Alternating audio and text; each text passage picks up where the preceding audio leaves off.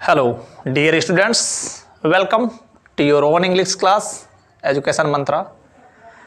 तो dear students, translation, अगर हम लोग अपने ट्रांसलेशन की बात करें तो ट्रांसलेशन में काफ़ी कुछ हम लोगों ने सीख लिया था और आज हम लोगों का टॉपिक यहाँ पे लिखे हुए हैं कंडीशनल सेंटेंस।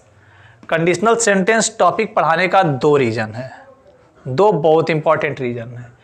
इसको पढ़ाने का सबसे पहला रीज़न तो ये आ रहा है कि कॉम्प्लेक्स सेंटेंस में सिंथेसिस करते समय जब हम लोग बनाते हैं एडवर्ब क्लॉज, क्या बनाते हैं? Adverb clause. तो एडवर्ब क्लॉज बनाते समय कुछ चीज़ों पे फोकस करना होता है। वह चीज़ें क्या क्या है मैं आपको बताऊं। जो क्लास आप लोग देखे होंगे कॉम्प्लेक्स सेंटेंस का मतलब सबऑर्डिनेट क्लॉज का मतलब एडवर्ब क्लॉज का, जो आपने क्लास देखा है उसमें ट्रांसलेशन का क्लास था ही। वो ट्रांसलेशन का क्लास यानी कि हम कह सकते हैं पिछला क्लास भी शायद वही था। तो उसमें आप लोगों ने देखा कि एडवर्ब क्लॉज में मैंने जो बात किया था time, place, manner, reason, contrast और कॉन्सेशन को मैंने एक ही बात बताया। सपोजिशन, इफेक्ट, पर्पज, कंपैरिजन और लास्ट में मैंने क्या लिखा था? कंडीशन। अगर आपको याद होगा तो वह टॉपिक बताते समय मैंने कंडीशन को वहाँ पे क्लियर नहीं किया था। आप लोगों से मैंने कहा था कि कंडीशन को मैं अलग से क्लास लेके आऊँगा। तो मान के चलिए कि यहाँ जो कंडीशनल सेंटेंस आ रहा है तो एडवर्ब क्लॉज का जो लास्ट टॉपिक कंडीशन था मैंने नहीं बताया था, उसका लंबा एरिया है, बड़ा एरिया है, इसीलिए मैं इस क्लास में उसको क्लियर करूंगा।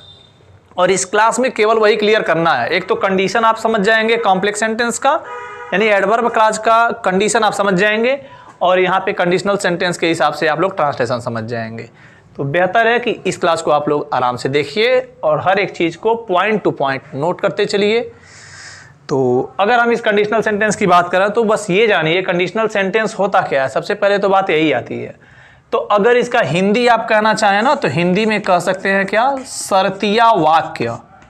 फिर कन्फ्यूजन होगा। क्या होगा? कन्फ्यूजन। क्यों? इसलिए कि शर्तिया वाक्य का मतलब अगर आप समझ गए तब तो आगे बढ़ने में कोई दिक्कत ही नहीं है। शर्तिया वाक्य का मतलब होता है ऐसे सेंटेंस, ऐसा वाक्य जिसमें शर्त हो। शर्त का मतलब क्या? जैसे अगर तुम आओगे तब मैं तुम्हें मिठाई दूंगा, यानी मिठाई दूंगा लेकिन शर्त क्या है कि तुम्हें आना पड़ेगा।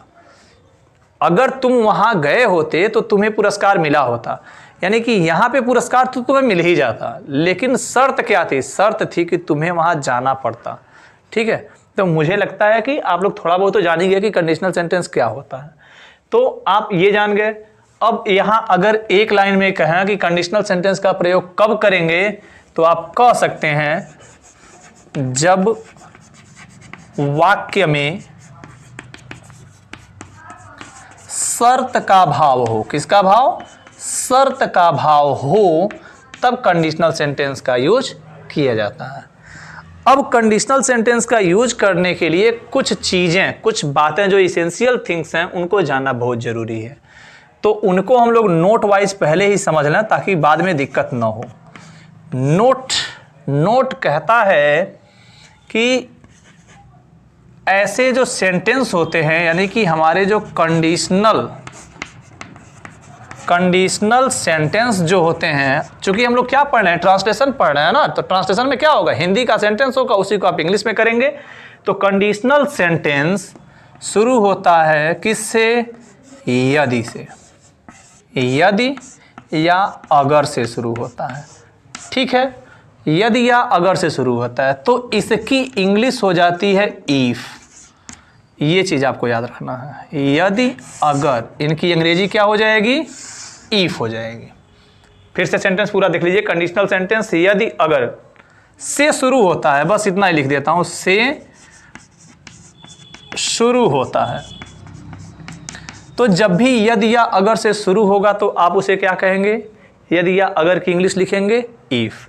और दूसरी चीज, जिस भाग में यदि या अगर हो, यानी कि अगर हम नोट में इसको पहला कर दें तो नोट में सेकंड पॉइंट क्या हो जाएगा, जिस भाग में कह सकते हैं, लिखना पड़ेगा, समझना पड़ेगा, जिस भाग में यदि या अगर हो तो उस भाग को हम लोग कंडीशनल पार्ट कहते हैं। बार बार कहेंगे तो आप लोग कंफ्यूज होंगे ना, तो इसीलिए पहले इसको जान लीजिए। उस भाग को क्या कहेंगे, कंडीशनल पार्ट। किस भाग को कहेंगे, जिसमें यदि या अगर लगा होगा। क्लियर है, दो चीजें क्लियर हुई कि ऐसे सेंटेंस यदि या अगर से शुरू होंगे, और दूसरी बात जिस भाग में यदि या अगर रहेगा उसका नाम होगा कंडीशनल पार्ट। एक मिनट, सॉरी, यहां पर ए और एल छूटा हुआ है, ठीक है, कंडीशनल पार्ट। तो जिस भाग में यदि या अगर होगा तो उसे हम लोग कहेंगे कंडीशनल पार्ट। नोट में तीसरा पॉइंट, यह भी बहुत इंपॉर्टेंट चीज है। कहा जाता है कि सेंटेंस में आए हुए तो या तब की अंग्रेजी नहीं लिखते हैं, अंग्रेजी नहीं लिखते हैं। ठीक है, क्लियर हैं आप लोग। तो या तब की अंग्रेजी नहीं लिखते हैं, केवल कॉमा, ऐसे बनता है कॉमा, ठीक है, ऐसे ही आप लोग भी बनाना, केवल कॉमा का प्रयोग करते हैं, का प्रयोग करते हैं। ठीक, मुझे लगता है अब आप लोग क्लियर हैं। अब आप लोग कंडीशनल सेंटेंस को पढ़ने के लिए पूरी तरह से तैयार हैं। तीन चीज़ों पे फोकस करना है। यदि अगर से शुरू होंगे, यदि अगर से शुरू होने वाले भाग को कंडीशनल पार्ट कहेंगे, और तो या तब की अंग्रेजी नहीं लिखते हैं, वहाँ पे केवल कॉमा लगा देते हैं। अगर इतना क्लियर है तब हम लोग अब रूल वाइज आगे बढ़ सकते हैं। तो डियर स्टूडेंट, सबसे पहले हम लोग पढ़ेंगे अपने रूल फर्स्ट को। सुनिए, पहले सुनिए फिर मैं लिख देता हूं। कंडीशनल सेंटेंस का रूल 1 कहता है कि जब हमारा कंडीशन यानी कि हमारा शर्त यानी कि सेंटेंस में जो शर्त है, अगर वह फ्यूचर टेंस में हो, किस टेंस में हो, ठीक है, फ्यूचर टेंस में हो, तो हम क्या करते हैं कि कंडीशनल पार्ट को, मैंने अभी यहां बताया है, ठीक है, कंडीशनल पार्ट को प्रेजेंट इंडेफिनिट टेंस में लिखते हैं और दूसरे भाग को फ्यूचर इंडेफिनिट टेंस में लिखते हैं। फिर से समझिए, रूल आप लोग ऐसे ही लिख लेना। फिर से मैं बोल दूंगा, रूल लिख लेना, रूल मैं लिखूंगा नहीं, ठीक है। मैं एग्जांपल पे आता हूं सीधे। अभी मैं फिर से रूल बोलूंगा एक बार। जैसे मान लीजिए सेंटेंस है, यदि वह मेरे पास आएगा तो मैं उसे एक कलम दूंगा। ठीक है बच्चों, सीधे एग्जाम्पल से समझिए, ज़्यादा बेहतर है। यदि वह मेरे पास आएगा तो मैं उसे एक कलम दूंगा। इसमें देखिए आप, शर्त वाला भाग कौन सा है, यही है ना, यही है कंडीशनल पार्ट। यदि वह मेरे पास आएगा, यह कंडीशनल पार्ट है। आपने क्या कहा, आपका रूल कहता है कि यदि शर्त फ्यूचर टेंस का हो तो पहले भाग को यानी कि कंडीशनल पार्ट को प्रेजेंट इंडेफिनिट टेंस में लिखेंगे और दूसरे पार्ट को फ्यूचर इंडेफिनिट टेंस में लिखेंगे। रूल आप लोग रिवाइज करके सुन के फिर से लिख लीजिए, ठीक है, बेहतर रहेगा। तो आपका कंडीशनल पार्ट फ्यूचर टेंस में है, तो आपको क्या करना है, इसको प्रेजेंट इंडेफिनिट टेंस में लिखना है। यानी आप लिखेंगे if he comes to me. देखिए मैंने यहाँ पे कम्स लिख दिया, ये कम्स ही दिखा रहा है कि प्रेजेंट इंडेफिनिट है। If he comes to me, यदि वह मेरे पास आएगा, मैंने कहा इस तो के लिए कामा लगा दीजिए, हो गया, और दूसरे पार्ट को फ्यूचर इंडेफिनिट में लिख दीजिए, I shall give him a pen. Clear है, कितने आसानी से आप लोगों ने ट्रांसलेट किया, ठीक है।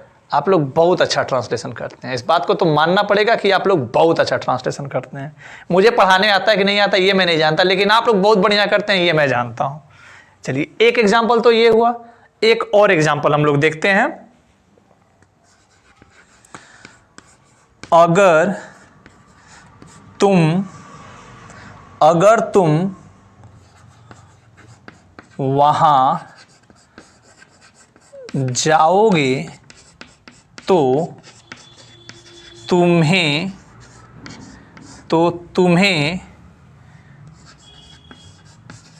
पुरस्कार मिलेगा। बहुत ही अच्छा सा एग्जाम्पल है, थोड़ा सा बस फोकस करने की जरूरत है। आप लोग अब तक तो कंडीशनल पार्ट पहचान लिए होंगे। मैंने कहा कि यदि अगर से शुरू होता है, देखिए यही शुरू हुआ है। यदि तुम वहां जाओगे तो तुम्हें पुरस्कार मिलेगा। कंफर्म है कि रूल फर्स्ट ही है। रूल फर्स्ट कहता है कि अगर कंडीशनल पार्ट फ्यूचर टेंस में हो तो कंडीशनल पार्ट को प्रेजेंट इंडेफिनिट टेंस में और दूसरे वाले भाग को फ्यूचर इंडेफिनिट टेंस में लिखते हैं, तो ये भी प्रेजेंट इंडेफिनिट टेंस में लिखा जाएगा।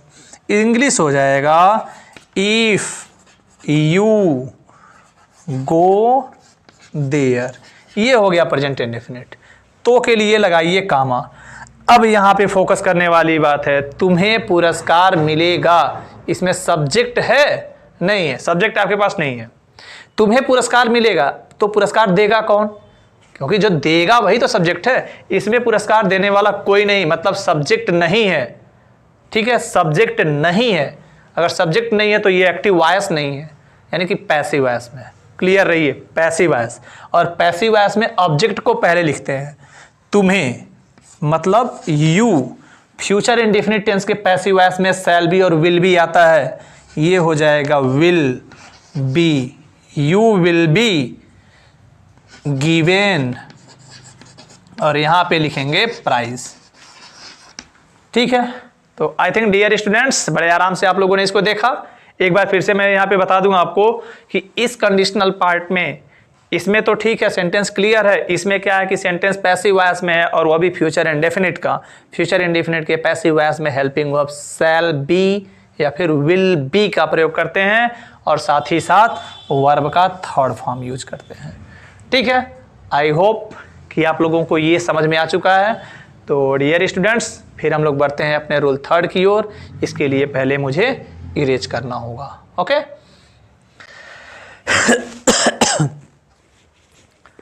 सर जी समझ में आ गया? ये तरकीब समझाया जाए तो बच्चे कंफ्यूज होंगे। एक तो दमदार आवाज़ है, दूसर का शानदार प्रेजेंटेशन है।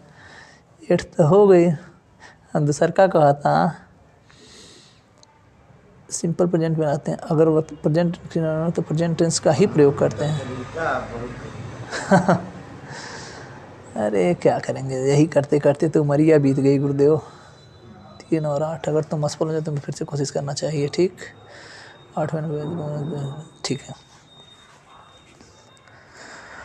हाँ, तो डियर स्टूडेंट्स बढ़ते हैं हम लोग आगे अपने रूल सेकंड की तरफ। रूल सेकंड, ये अभी हम लोगों ने जो पहला रूल पढ़ा है वह फ्यूचर कंडीशन था। अब हम लोग बढ़ते हैं आगे प्रेजेंट कंडीशन की ओर। प्रेजेंट कंडीशन की ओर, प्रेजेंट कंडीशन कहता है कि आने वाला सेंटेंस जिस टेंस में हो, अगर प्रेजेंट का है तो जिस टेंस में है उसी टेंस में लिख दीजिए, जैसे है वैसे। यानी कि अगर प्रेजेंट कंडीशन है तो जाहिर सी बात है भी कि सेंटेंस हमारा जो भी होगा प्रेजेंट में होगा, तो प्रेजेंट में जैसे होगा उसको वैसे ही ट्रांसलेट कर देना है। ठीक है, आइए एग्जाम्पल देखते हैं। एग्जाम्पल है, यदि वह कमजोर है, यदि वह कमजोर है तो उसे परिश्रम करना चाहिए। परिश्रम करना चाहिए। ठीक है, तो डियर स्टूडेंट्स आप देख रहे हैं कि कंडीशन दिखाने वाला पार्ट यदि से जो शुरू हुआ है वह प्रेजेंट में है। मैंने कहा, फिर से रूल को आप लोग जरूर लिखते जाइए कि यदि शर्त वर्तमान काल की है, प्रेजेंट टेंस की है, तो जिस टेंस में सेंटेंस है उसी टेंस में लिख दीजिए। ठीक है, यदि वह कमज़ोर है आप लिखेंगे if he is week, if he is week.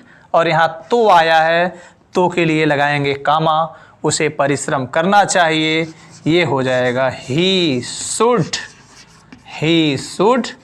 Work hard.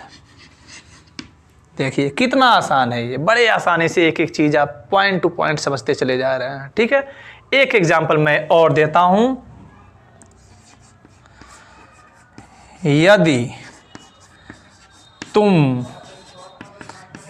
तुम बीमार हो तो आराम करो। ठीक है, ध्यान से देखते रहें बस आप लोग, मैं हूं आपके साथ। यदि तुम बीमार हो तो डियर स्टूडेंट, शर्त बताने वाला भाग प्रेजेंट में है और दूसरा वाला भाग आराम करो, ये क्या है, इंपरेटिव सेंटेंस है। तो यदि तुम बीमार हो, यदि वाला कंडीशनल पार्ट प्रेजेंट में है, प्रेजेंट में ही लिखिए। क्या लिखेंगे, if you are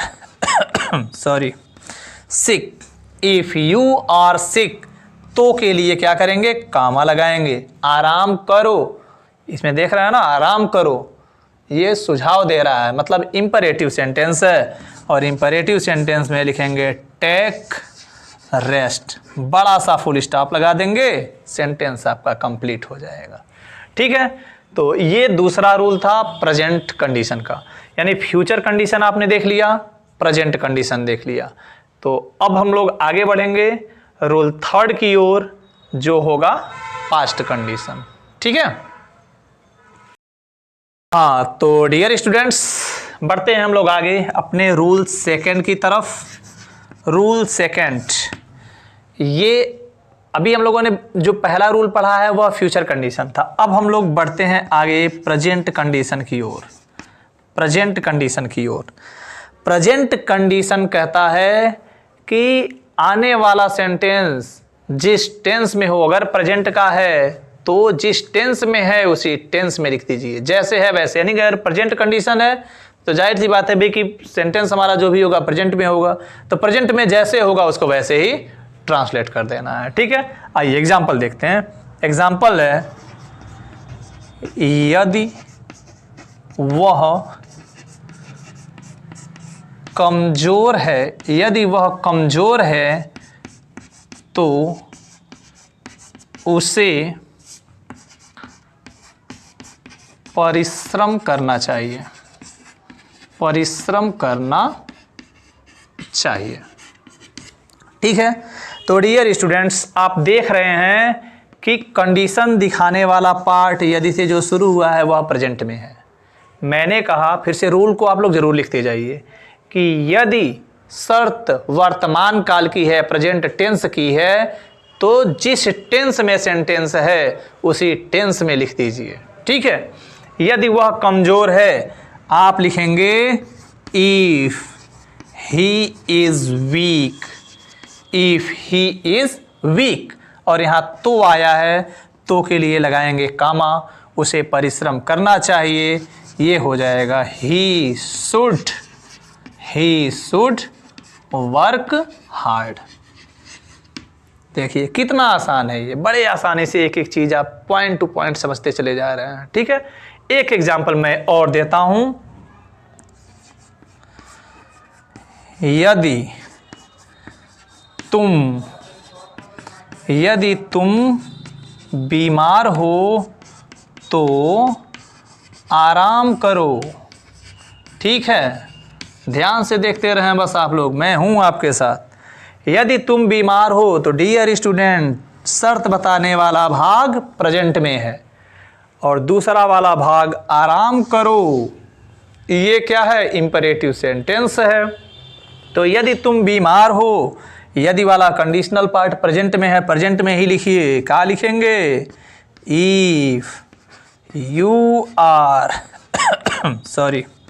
sick, if you are sick, तो के लिए क्या करेंगे, कामा लगाएंगे। आराम करो, इसमें देख रहे हैं ना, आराम करो, ये सुझाव दे रहा है, मतलब इंपरेटिव सेंटेंस है। और इंपरेटिव सेंटेंस में लिखेंगे टेक रेस्ट, बड़ा सा फुल स्टॉप लगा देंगे, सेंटेंस आपका कंप्लीट हो जाएगा।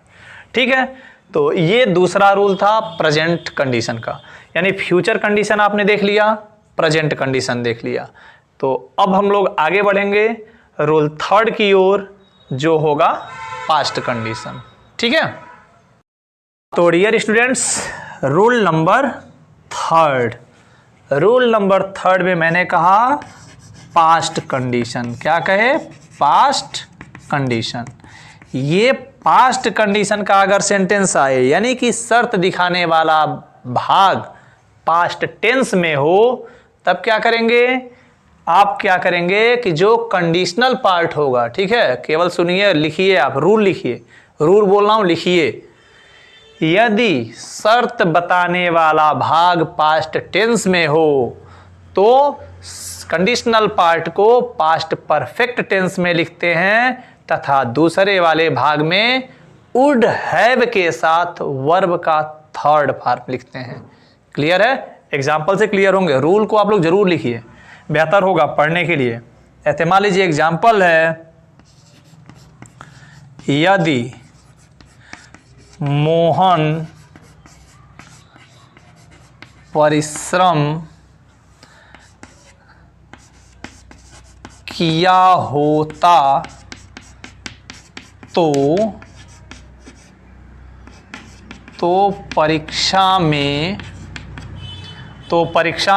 पास हो जाता। पास हो जाता मतलब सफल हो जाता। हाँ, आप कहेंगे कि पास हम अंग्रेजी शब्द लिख दिए, कोई दिक्कत नहीं है, माइंड ना करो, समझने पर ध्यान दो। ठीक है, पास हो जाता मतलब सफल हो जाता। चलिए देखते हैं, यदि मोहन कठिन परिश्रम किया होता, इसका मतलब क्या? कठिन परिश्रम किया होता मतलब उसने किया नहीं, मतलब वो काम बीत चुका है, और काम बीत चुका है तो टेंस कौन सा हो गया? पास्ट। ठीक, तो मैंने कहा कि अगर कंडीशन शर्त दिखाने वाला भाग किसमें हो? पास्ट में हो, तो इसे हम लोग लिखते हैं किसमें? पास्ट परफेक्ट टेंस में लिखते हैं। और दूसरे वाले भाग में क्या करते हैं?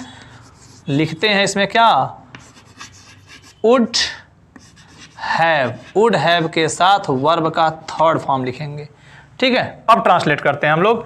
यदि मोहन परिश्रम किया होता, ट्रांसलेशन करेंगे, इफ मोहन हैड, यहां लिखेंगे वर्कड हार्ड। ठीक है, if Mohan had worked hard, और इस तो के लिए लगाएंगे कामा। दूसरे सेंटेंस में सब्जेक्ट चूंकि वही है मोहन, इसलिए हो जाएगा ही। यहां लिख देंगे क्या? Would have passed in exam. ठीक है, आई होप कि आप लोग क्लियर हैं, कोई डाउट नहीं है इसमें। ठीक है, तो अगर एक एग्जाम्पल क्लियर है तो फिर हम लोग दूसरा एग्जाम्पल देखते हैं। आप लोग आसानी से समझ सकते हैं इसको। मैंने क्या कहा था? पास्ट परफेक्ट में देखिए, हैड के साथ वर्ब का थर्ड फॉर्म आते ही क्या हो गया? पास्ट परफेक्ट हो गया। और दूसरे वाले में अब आप कहेंगे कि परीक्षा में पास हो जाता है, यहाँ सब्जेक्ट नहीं है, तो भाई परीक्षा में पास कौन होता है? यही ना, जो कठिन परिश्रम करता है वही पास होता है, नहीं सब्जेक्ट यही है। तो एक बार नाउन लिख दिए हैं तो दोबारा नाउन नहीं लिखेंगे ना, उसके जगह पे प्रोनाउन का यूज करना पड़ेगा, इसीलिए यहाँ पे ही लिखा हुआ है। इसमें आप लोग कंफ्यूज ना होना। तो फिर एक और एग्जाम्पल देखते हैं हम लोग।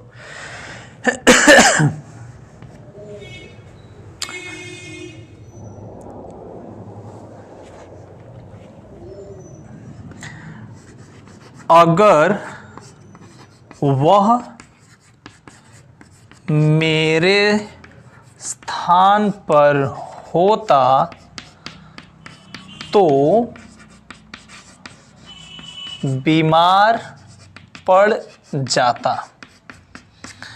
ठीक है, अगर वह मेरे स्थान पर होता, यानी कि होता तब तो बीमार पड़ता ना, मेरे स्थान पे वो था ही नहीं, मतलब पास्ट टेंस। अगर यह पास्ट में है तो हमारा जो कंडीशनल पार्ट है ये जाएगा पास्ट परफेक्ट टेंस में। ठीक है, मतलब हम कहेंगे if he was at my place, he was at my place, तो के लिए लगाएंगे कामा, अब यहाँ लिखा है बीमार पड़ जाता, सब्जेक्ट का पता ही नहीं है, तो आप भी तो थोड़ा कोशिश करिए ना, कोशिश ये करिए बीमार पड़ जाता। कौन बीमार पड़ जाता भाई? अरे जो होता, मतलब यही ना होता मेरे जगह पे, तो सब्जेक्ट तो यही है। अब आप लोग बार बार सब्जेक्ट खोजेंगे तो मिलेगा नहीं, थोड़ा तो कॉमन सेंस लगाना पड़ेगा, ठीक है। तो सब्जेक्ट हो जाएगा ही, और दूसरे पार्ट में आप यूज करने वाले हैं वुड हैव, और यहां पर क्या लिखेंगे? फॉलन इल, बीमार पड़ जाता, ठीक है। अगर वह मेरे स्थान पर होता तो बीमार पड़ जाता, मतलब if he was at my place he would have fallen ill, वह बीमार पड़ जाता, ठीक है। तो ये रहा अभी पास्ट कंडीशन। पास्ट कंडीशन का भी 2 एग्जाम्पल मैंने बताया। तो डियर स्टूडेंट्स, हम लोग बढ़ते हैं अपने रूल 4 की ओर, और रूल 4 की ओर बढ़ के देखते हैं क्या आता है, फिर उसका भी एग्जाम्पल आपको देख के क्लियर करते हैं। Rule 4, okay. हाँ, तो डियर स्टूडेंट्स, रूल 4, हमारा रूल 4 कहता है कि यदि सेंटेंस पैसिव वॉइस में हो, ठीक है। एक्टिव वॉइस, पैसिव वॉइस आप लोग क्लास देख लेना, उसका भी क्लास अवेलेबल है, ठीक है, एक्टिव वॉइस और पैसिव वॉइस का।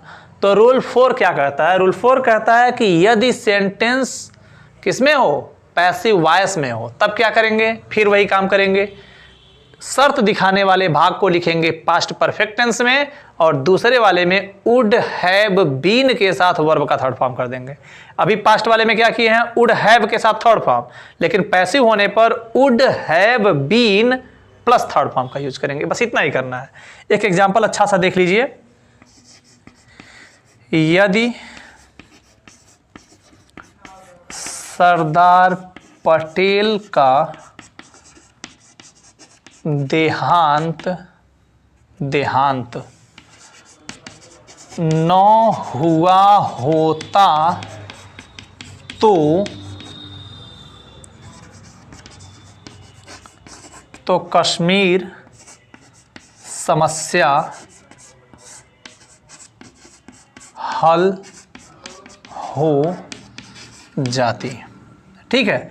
यदि सरदार पटेल का देहांत न होता तो कश्मीर समस्या हल हो जाती। ध्यान दीजिए, कश्मीर समस्या यानी कि कश्मीर की समस्या हल हो जाती। इस सेंटेंस में समस्या को कोई हल कर रहा है क्या? कोई नहीं, करने वाला कोई नहीं है। और आप जानते हैं कि एक्टिव वॉइस में सब्जेक्ट का होना कंपलसरी है। तो इस सेंटेंस में कश्मीर की समस्या हल हो जाती, करने वाला तो कोई है ही नहीं, इसीलिए यह सेंटेंस पैसिव वॉइस में है, ठीक है, पैसिव वॉइस में है। आप लोग कंफ्यूज ना होना। आप लोग कहेंगे कि पर सरदार पटेल थे ना, तो सरदार पटेल थे, लेकिन हम लोग 2 पार्ट देख रहे हैं। पहले पार्ट में है यदि सरदार पटेल का देहांत ना हुआ होता, एक पार्ट खत्म हो चुका है, दूसरा पार्ट यही है कश्मीर समस्या हल हो जाती। तो ये पार्ट में हमारे पास सब्जेक्ट नहीं है, केवल ऑब्जेक्ट है। ऑब्जेक्ट की प्रधानता होती है, सेंटेंस पैसिव वॉइस में हो जाता है। चलिए देखते हैं। यदि सरदार पटेल का देहांत न हुआ होता, मैंने कहा ना कि पास्ट परफेक्ट टेंस में बनाना होता है पहले पार्ट को, यानी कंडीशनल पार्ट को पास्ट परफेक्ट टेंस में लिखेंगे। ट्रांसलेशन करेंगे आप लोग, if Sardar Patel had not died, और तो के लिए लगाइए बड़ा सा कामा। अब यहाँ पे कश्मीर समस्या हल हो जाती, आप क्या करेंगे? ऑब्जेक्ट को सब्जेक्ट बना दिया जाता है। ये हो गया कश्मीर प्रॉब्लम, सॉरी यहाँ पे स्मॉल लेटर है, Kashmir problem would have been solved. ठीक है, आप लोग ध्यान से देख लीजिए। मैंने कहा कि पहले पार्ट को, यानी कंडीशनल पार्ट को पास्ट परफेक्ट में हैड के साथ थर्ड फॉर्म यूज करना है, और दूसरे वाले पार्ट में क्या करना है? वुड हैव बीन के साथ वर्ब का थर्ड फॉर्म। ठीक है, तो बड़े आसानी से हम लोगों ने रूल 4 को भी देख लिया, इसके एग्जाम्पल को भी देख लिया। तो डियर स्टूडेंट्स, अभी हमारे पास एक और रूल बचा हुआ है, बस उसको आप लोग अच्छे से समझ लीजिए, बाकी चीज़ों की प्रैक्टिस हम लोग बाद में करते हैं। तो आइए हम लोग बढ़ते हैं अपने रूल 5 की ओर। ओके, हाँ, तो डियर स्टूडेंट्स, अब हमारे पास है रूल 5। रूल 5 बात करेगा किसके बारे में? काल्पनिक वाक्य के बारे में। काल्पनिक वाक्य। आप लोग समझते होंगे इसको। काल्पनिक वाक्य का मतलब क्या होता है? जो वास्तविक न हो, जो वास्तविक नहीं है वही काल्पनिक होता है। काल्पनिक का मतलब कल्पना किया हुआ, मान लिया गया। अगर ऐसा सेंटेंस आपके सामने आ रहा हो तो याद रखने वाली चीज़ ये है कि सब्जेक्ट चाहे जो भी हो, सब्जेक्ट चाहे जो भी हो, वर्ब हमारा प्लूरल होना चाहिए। वर्ब हमारा कैसा होना चाहिए? प्लूरल होना चाहिए। सब्जेक्ट जो भी हो, आई रहेगा तभी प्लूरल वर्ब लिखेंगे, ही रहेगा तभी प्लूरल वर्ब, यानी ही के साथ आपको आर लगाना पड़ सकता है, ही के साथ वेयर लगाना पड़ सकता है। मान लीजिए यू के साथ आप वेयर लगाते हैं, ठीक है, लेकिन ही के साथ भी लगाना पड़ेगा अगर आपका सेंटेंस काल्पनिक है तो। इस बात को ध्यान में रखिए आप लोग। तो काल्पनिक वाक्य में कहता है कि सब्जेक्ट हमारा जो भी हो, वर्ब हमारा प्लूरल होना चाहिए, ठीक। यह पहली बात है। और दूसरी बात कहता है कि दूसरे वाले भाग में, यानी दूसरे भाग में क्या करना है? वुड का प्रयोग करना है। वुड का प्रयोग करना, यानी हेल्पिंग वर्ब वुड का प्रयोग करना पड़ेगा, ठीक है। आइए हम लोग एग्जाम्पल देखते हैं। बहुत ही फेमस एग्जाम्पल आपके सामने कई बार सेंटेंस आया होगा। यदि मैं राजा होता, यदि मैं राजा होता तो तुम्हारी सहायता अवश्य करता, ठीक है। ऐसा सेंटेंस आपने सुना होगा। या फिर अक्सर आप लोग बात भी करते हैं, अगर मैं हीरो होता इस मूवी का तो मैं ये कर देता। फिर आप कोई कहता है अगर मैं विलेन होता तो मैं ये कर देता, मैं शक्तिमान होता तो ये कर देता, मैं चिड़िया होता तो ये कर देता। ऐसा सेंटेंस अगर आपके मन में कभी आया है या आपने किसी से कहा है तो वह सबके सब काल्पनिक वाक्य हैं, क्योंकि ऐसा वास्तव में हो नहीं सकता, हुआ नहीं, न तो हुआ न तो हो सकता है, ठीक। वह केवल कल्पना है आपकी। तो यदि मैं राजा होता तो तुम्हारी सहायता अवश्य करता। आप क्या करते हैं? देखिए टेंस पहले देख लीजिए। यदि मैं राजा होता पास्ट में है, आप कहेंगे इफ आई के साथ आप कहते हैं कि वा जाना चाहिए, लेकिन आपका रूल कहता है कि वर्ब प्लूरल होना चाहिए, यानी इफ आई वेयर किंग, अगर मैं राजा होता। अब इस तो के लिए क्या करेंगे? यहाँ पे लगाएंगे छोटा सा कामा, ठीक है। तो तुम्हारी सहायता अवश्य करता, इसमें सब्जेक्ट क्या है? सब्जेक्ट तो यही है, तो यहाँ पे आपको लिखना पड़ेगा आई वुड हेल्प यू, ठीक है। आई थिंक आप लोग इसको समझ सकते हैं। If I were king I would help you, ठीक। आसानी से समझ सकते हैं कि इसमें आपको वर्ब के जगह पे वुड का यूज करना था, और पहले वाले पार्ट में सब्जेक्ट चाहे जो भी हो, सिंगुलर हो या प्लूरल हो, वर्ब आपका प्लूरल होना चाहिए, ठीक है। तो एक एग्जाम्पल तो ये हो गया। एक एग्जाम्पल और हम लोग देख लेते हैं। यदि वह वहां होता तो उसे पुरस्कार मिलता, ठीक है। अच्छा सा एग्जाम्पल है। यदि वह वहां होता तो उसे पुरस्कार मिलता, ठीक है। दो चीजें आ रही हैं, आप लोग इसको दो तरीके से बना सकते हैं, ठीक है। फिलहाल तो यहाँ पे अब क्या कहें, यदि वह वहां होता मतलब अगर वह वहां पे होता, मान लेते हैं हम कल्पना कर रहा है, वहां पे वास्तव में है नहीं, लेकिन कल्पना क्या करता है कि अगर वह वहां पे होता तो उसे पुरस्कार मिलता। तो काल्पनिक वाक्य है, ये कल्पना कर रहा है। अगर ये कल्पना कर रहा है तो आपने क्या कहा कि सब्जेक्ट चाहे सिंगुलर हो या प्लूरल, लेकिन वर्ब हमारा प्लूरल होना चाहिए, ठीक है। चलिए करिए इसको। ये हो जाएगा इफ ही के साथ आपको यूज करना पड़ेगा वर्ब वेयर। आप कहेंगे ही के साथ वा जाता है, लेकिन काल्पनिक सेंटेंस कहता है कि सिंगुलर हो चाहे प्लूरल हो, वर्ब हमारा प्लूरल होना चाहिए। इफ ही वेयर देयर माने वहां, इफ ही वेयर देयर। अब यहाँ पे तो के लिए लगाएंगे बड़का कामा और लिखेंगे उसे पुरस्कार मिलता, ठीक है, उसे पुरस्कार मिलता। अब यहाँ पे पुरस्कार देने वाला कौन है? कोई नहीं है, मतलब सेंटेंस पैसिव वॉइस में है, ठीक। हम लोग लिखेंगे ही would have, he would have, और यहां लिख देंगे गॉट प्राइज। ठीक है, तो डियर स्टूडेंट्स, ये रहा रूल 5 काल्पनिक वाक्य। आपने इसके 2 एग्जाम्पल देखे। तो कुल मिला के ये टॉपिक, डियर स्टूडेंट्स, ये टॉपिक पढ़ाने का मुख्य रीजन क्या रहा कि कॉम्प्लेक्स सेंटेंस में हम लोग जो क्लॉज पढ़ रहे थे, सबऑर्डिनेट क्लॉज, सबऑर्डिनेट क्लॉज का तीसरा part adverb clause, adverb clause जब हम लोग पढ़ रहे थे तो उसका लास्ट पॉइंट हम लोगों ने एडवर्ब क्लॉज में बात क्या किया था? Time, place, manner, reason, comparison, effect, purpose, concession और सपोजिशन, कॉन्ट्रास्ट, और इसके बावजूद लास्ट पॉइंट हमारा था कंडीशन। सारी चीज़ों को मैंने उसी क्लास में क्लियर कर दिया था, केवल कंडीशन को छोड़ा था मैंने, क्योंकि कंडीशनल इतना बड़ा चैप्टर है। आप क्या समझते हैं, एक पॉइंट में नहीं हो पाता, वहाँ पे एक एग्जाम्पल से आप नहीं समझ पाते, इसीलिए मुझे पूरा का पूरा कंडीशनल सेंटेंस का 5 रूल लेना पड़ा है। अब वहाँ पे जो कंडीशन आया था उसके जगह पे ये 5 रूल आ सकते हैं। तो डियर स्टूडेंट्स, आपका एडवर्ब क्लॉज का कंडीशन यहाँ से क्लियर हुआ, और दूसरा चीज़ कंडीशनल सेंटेंस का ट्रांसलेशन भी यहाँ से कंप्लीट हुआ, यानी एक साथ में 2 काम आपके हो गए।